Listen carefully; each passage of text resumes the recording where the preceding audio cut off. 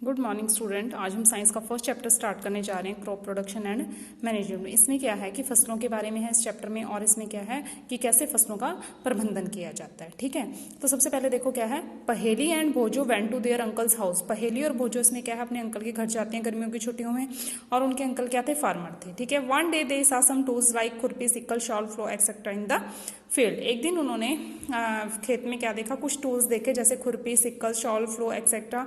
ठीक है, उसके बाद I want to know where and how we use this tool. उन्होंने यह जानने की कोशिश की इन टूल्स का यूज कैसे और कहाँ किया जाता है। ठीक है, you have learn that are living organisms required food. तुम्हें सबको पता है कि सभी लिविंग ऑर्गेनिज्म को फूड की जरूरत होती है। Plants can make their own food. Plants जो होते हैं अपना फूड खुद प्रिपेयर करते हैं। ठीक है, can you recall how green plant synthesize their own food. ये तुमने 6th और 7th में भी पढ़ा हुआ है कि ग्रीन प्लांट जो है अपना फूड खुद प्रिपेयर करते हैं, और कैसे प्रिपेयर करते हैं, in the presence of sunlight और क्लोरोफिल के द्वारा।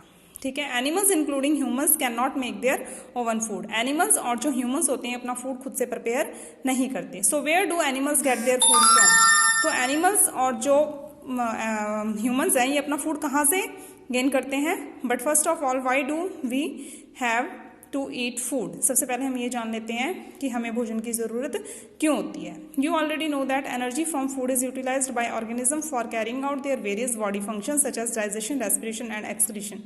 क्या है, हम लोग भोजन क्यों करते हैं, हमें भोजन से एनर्जी मिलती है। जब हमें एनर्जी मिलती है तो हम उस एनर्जी को यूटिलाइज करते हैं, कोई ना कोई फंक्शन करते हैं ना हम।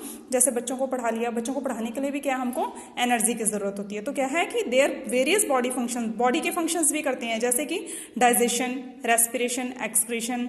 ठीक है, ये किसके द्वारा होता है, जब हम भोजन खाएंगे तभी कुछ होएगा, तभी कुछ फंक्शंस कर सकेंगे हम। We get our food from plants और एनिमल्स और बोथ। हम अपना भोजन कहाँ से लेते हैं, प्लांट्स से और एनिमल्स दोनों से। ठीक है, since we are needed food, हम सबको क्या है, भोजन की जरूरत है। How can we provide food to a large number of people in our country. हमारे देश की जनसंख्या काफी ज्यादा है, तो हम पूरी जनसंख्या को ये जो फूड है वो कैसे प्रोवाइड करवाएंगे। ठीक है, तो क्या है, in order to produce food from for a large population, मतलब इतनी बड़ी जनसंख्या को फूड कैसे प्रोवाइड करवाया जा सकता है। Regular production, proper management and distribution of food is necessary. Regular production होना चाहिए, प्रॉपर मैनेजमेंट होना चाहिए, और इसके द्वारा हम क्या कर सकते हैं, फूड को डिस्ट्रीब्यूट कर सकते हैं। यहाँ तक तो क्या था, तुम्हारा इंट्रोडक्शन है। इसके बाद तुम्हारा नेक्स्ट टॉपिक स्टार्ट होता है। ठीक है, इस चैप्टर को तुम आगे थोड़ा पढ़ के रखोगे पहले। ठीक है, मैं आज थोड़ा सा और करवाती हूँ। इस चैप्टर को पहले से ही तुम खुद रीड करके रखोगे ताकि तुम आगे इसको कंटिन्यू रख सको, समझ सको अच्छे से। ठीक है, इसके बाद देखो क्या है, एग्रीकल्चर प्रैक्टिसेस। एग्रीकल्चर प्रैक्टिस में क्या है, टिल 10,000 BC पीपल्स वर नोमैडिक। जो 10,000 BC पीपल्स हैं वो क्या है, नोमैडिक हैं, मतलब कि खानाबदोश हैं। खानाबदोश क्या होते हैं, जो अपने भोजन के लिए क्या करते हैं, एक स्थान से दूसरे स्थान पर मूव करते हैं। They were wandering in groups from place to place in search of food and shelter. ये क्या करते हैं, अपने भोजन के लिए एक स्थान से दूसरे स्थान पर घूमते हैं। They ate raw fruits and vegetables and start hunting for animals for food. ये क्या करते थे, कच्ची सब्जियां, कच्चे फ्रूट्स और क्या करते थे, एनिमल्स का शिकार करके खाते थे। ठीक है, लेटर कुछ समय बाद they could cultivate land and produce rice, wheat and other food crops, दस वॉज बॉर्न एग्रीकल्चर। जैसे कि क्या था, कुछ समय बाद ये एक स्थान पे रहने लग गए। एक स्थान के फिर क्या हुआ कि वहां पे जो जगह खाली होती थी वहां पे क्या किया, इन्होंने खेती करना शुरू कर दिया। तो खेती करना शुरू किया तो इन्होंने क्या किया, राइस प्रोड्यूस करना शुरू कर दिया, व्हीट प्रोड्यूस करना शुरू कर दिया, या फिर अदर क्रॉप्स का यूज करना शुरू कर दिया, जहां से क्या हुआ, एग्रीकल्चर का निर्माण हुआ। ठीक है, इसके बाद है when plants of same kind are grown and cultivated at one place on a large scale it is called crop। अब देखो ये क्रॉप की डेफिनेशन है, यहाँ से लेके यहाँ तक इसको अंडरलाइन कर लेना और तुम्हारा एक क्वेश्चन बन जाएगा, व्हाट इज क्रॉप। क्रॉप किसे कहते हैं, क्या है कि अगर एक काफी बड़ी जगह में एक ही तरह की फसल को बोया जाता है तो उसे क्या कहा जाता है, क्रॉप कहा जाता है। जैसे एग्जाम्पल है क्रॉप ऑफ व्हीट। गेहूं की फसल को देखो, गेहूं की फसल तुमने देखी होगी कितने बड़ी जगह में मतलब लगाई जाती है गेहूं। ठीक है, राइस की तुमने देखी होगी, तो ये क्या है, एक क्रॉप है। You already know that crops are different types like cereal, vegetable and fruit। crops जो है ये अलग अलग टाइप्स के हो सकते हैं, सीरियल्स भी हो सकते हैं, वेजिटेबल्स भी हो सकते हैं और फ्रूट्स भी हो सकते हैं। These can be classified on the basis of season in which they grow। इनको सीजन के अकॉर्डिंग अलग अलग, मतलब सीजन के अकॉर्डिंग इनको बोया जाता है। ठीक है, India is a vast country. India क्या है, बहुत बड़ी जनसंख्या का देश है। The climatic conditions like temperature, humidity and rainfall vary from one region to another. यहाँ की जो क्लाइमेटिक कंडीशन है वो हर एक जगह में अलग अलग है। ठीक है, कहीं पे ह्यूमिडिटी ज़्यादा है, कहीं पे कम है, कहीं का टेम्परेचर ज़्यादा है, कहीं का टेम्परेचर कम है। ठीक है, according there is a rich